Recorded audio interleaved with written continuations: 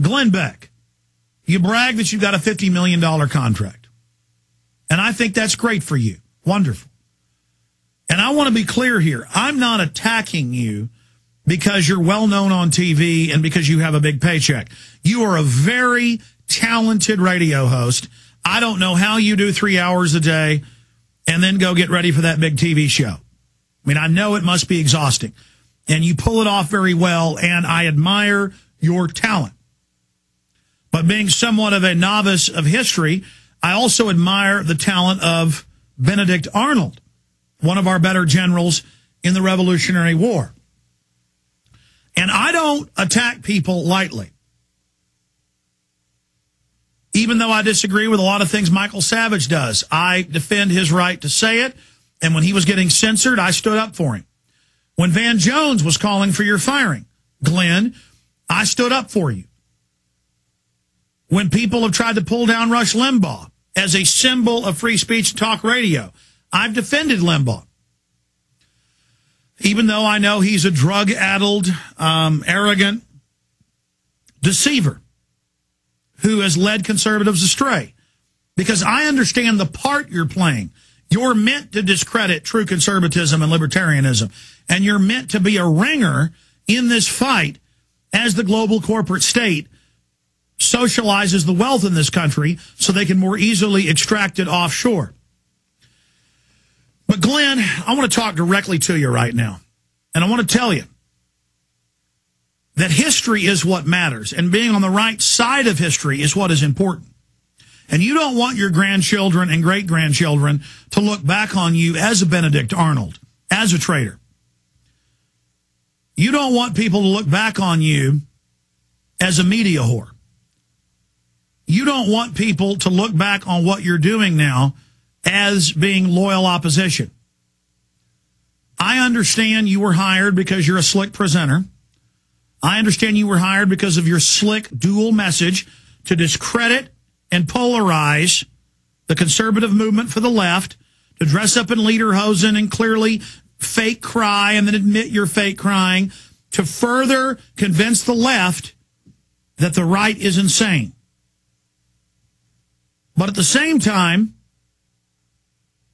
you are there to lead conservatives and libertarians and people that were waking up from my show and waking up to the full global system, the world government, the New World Order. You're meant to talk about just enough of that to get them to then feel like their revolutionary energies against this tyranny are being expressed, so they spend their time and energy on your 9/12 project instead of really going out and taking this country back. Your whole 9/12 project is about remembering 9/12 and remembering the police state and how good the Patriot Act is and remembering how giving up our liberties is good. And remembering how good it was to believe the lie that Saddam had WMDs and yellow cake. It's about following that neocon agenda, which Obama is continuing. You know, Glenn Beck attacks Obama and says he's pulling our troops out of the Middle East. He wants al-Qaeda to attack us, giving him left cover. The truth is, Obama has taken 50,000 troops out of Iraq and moved them to Afghanistan, and then moved 50,000 plus more contractors into Iraq, boosting the total number of troops. So when you come out and call him a communist, he's not a communist. He got 4 times the money John McCain did. Because John McCain wasn't the heir apparent. He wasn't the corporate, slick Harvard person. And I'm not saying vote for John McCain. I'm saying we didn't really have a choice. The media hyped Coca-Cola president.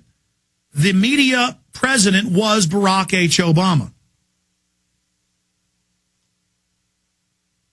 And so he was the heir apparent. He is the corporate president.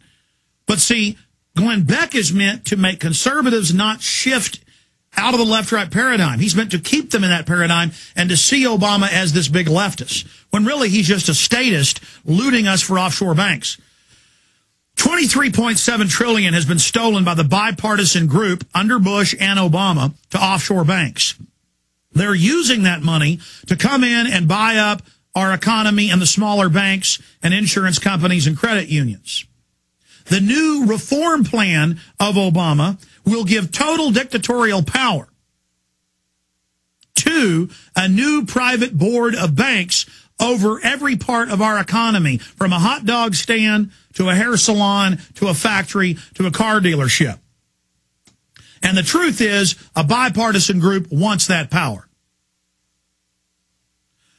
Glenn Beck, we played the clip earlier of you saying we've got to support the banker bailout. Rush Limbaugh wasn't supporting it. Pat Buchanan wasn't supporting it. Lou Dobbs wasn't supporting it. Say what you want about them. 1,000 to 1 phone calls into Congress against that banker bailout. The polls, 99+% against it. But you went on TV and supported it. And I predict you're going to end up, when they plunge the economy again in the next year, you're going to end up supporting Obama on the new Bank of the World, the new regulatory system over our currency, over the interest rates, and over our tax rates. I saw you read from the MIAC report. I'd seen earlier versions a year and a half ago, the DHS report. I said on air before that stuff was even public, I said he's reading from federal reports when he says Ron Paul wants to bomb us with a money bomb. He's dangerous. His followers want to blow things up. Knowing full well money bomb meant a big effect in the info war, a term I coined. You knew what that meant. When Ron Paul had a real chance of winning, and when the media did hit pieces on him, you waded in with the most vicious attacks. You are controlled opposition, and you're to ensure those Tea Parties are under control. Those Tea Parties started with 9/11 Truth 6 years ago in Boston, and then the current political type started 2 years ago in Austin, Texas, against the banker takeover. Almost 2 years ago.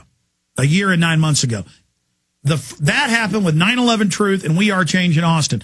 And he came in and he co-opted that entire thing. Glenn Beck, I'm here to tell you, you're not fulfilled. I look in your eyes. You're not a happy person. Because I know you were poor and ate ramen noodle and were an alcoholic and lived in a cockroach apartment like you tell people. And then now you got $50 million and $10 million from your book and all this. Great, man. But you even admit you almost died a year ago from an ailment. Really, wouldn't you rather at the end of your life, whenever that comes, next year or 30 years from now, be able to sit back and really know that you stood up for liberty and freedom? Isn't that more valuable than $50 million? I mean, once you got a few million, isn't that enough for you to be comfortable? But see, it's about the status, and it's about being a winner, and it's about being competitive, and it's about showing all those people that didn't believe in you that you are a success. I understand that. I understand that. I understand the road to the dark side, being overly competitive. When I was approached 10 years ago to sell out and be what you are today, the new Rush Limbaugh, but no private Federal Reserve, no New World Order was to be talked about, I was told you could be a star or be on this crusade that's going nowhere. I chose the crusade, and I thank God every day I did the right thing. Glenn, I know you signed a contract. I know the stuff's written for you on the teleprompter. I know this is a Pentagon psyop. I knew what you do with the concentration camps, right down to what fake camp you would show as a straw man. I know you. I study the people controlling you. And you are smart enough to know they plan on destroying you in the end. You're smart enough to know that they're going to build you up and then destroy you in the end. That's their plan. You're even a willing participant in it. Then they'll build you up again later. Glenn, think twice about what you're doing. Think twice about what you're a part of right now. I'm not asking you, because I know you can't go all the way, to be a real patriot like Judge Napolitano. That's why you keep him in the basement. He comes out once a month on your show. That's why he's on the internet. And then they use Brian on there to be the frothing neocon as the counterbalance. Judge Napolitano tells the truth. This banking takeover is a complete takeover of our whole economy. Why don't you have him on more? Why don't you at least not enthusiastically attack Ron Paul when the time comes? Because I know right now you're acting like your buddy, so you have everybody on your side so you can stab him in the back later. I know that's the game some big talk show hosts play with me. Wasn't born yesterday. But the issue here is just try to do whatever you can to redeem yourself, and don't be a Benedict Arnold in the end. We're going to write a more detailed letter to you showing all the bad things you've done, and then showing you these tens of millions of people that are counting on you. You are now the leader. And I know it's all a big joke. You see it as hurting and managing these people, but they've got their trust in you.